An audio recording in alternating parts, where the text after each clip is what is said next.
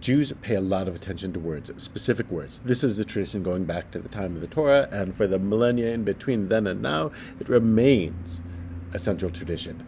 Globalize the Intifada has become words that have been said many times in protests, and came to attention in the New York mayoral race in recent weeks. One, the winner on the Democratic side, Zohran Mandami, has been attacked for being a Muslim, which is a horrible thing. You to attack him.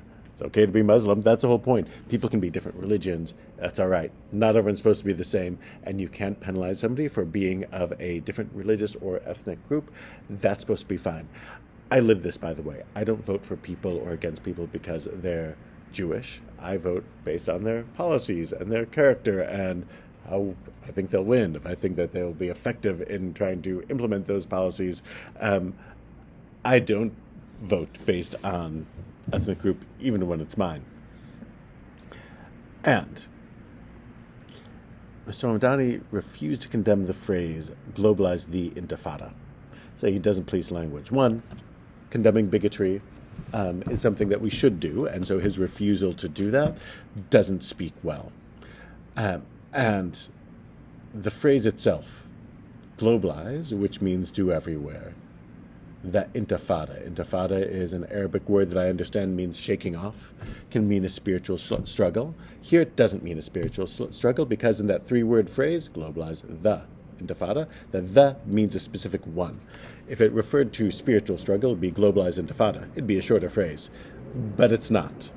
And so we know it's referring to a specific Intifada because that's what the word the means. And the refers to the Palestinian Intifadas against the state of Israel in the late 80s, early 90s, and in the early 2000s. They may be justified, they may not be justified, whatever your political opinions are, but they led to many Israeli deaths. And that violent aspect of it is what the word in English is often associated with.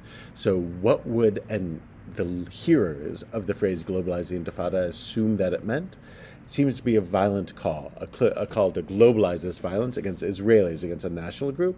And as we've seen it played out often against Jews and Jewish institutions.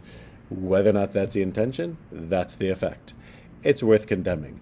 It is not a call for peaceful coexistence. It is not a call for Palestinian freedom, even if the people chanting it may want that. It's a phrase that seems to be incitement to violence. It's worth condemning, no matter who's doing the chanting. This shouldn't be that hard. We, many of us, desire peaceful coexistence, and that's what we should chant for.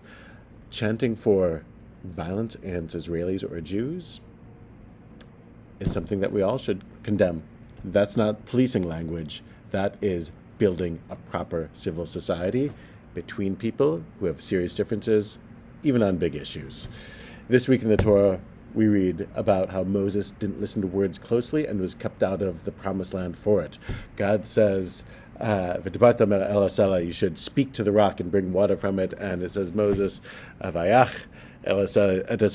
strikes the rock, and he and Aaron, as a result, don't get into the land of Israel. They failed to listen to words carefully. This is part of what the Torah seems to teach in that difficult story. We also should listen to words carefully. And when people call for violence, it is worth taking them seriously, and it is worth leaders saying, we shouldn't be doing it. Shabbat Shalom.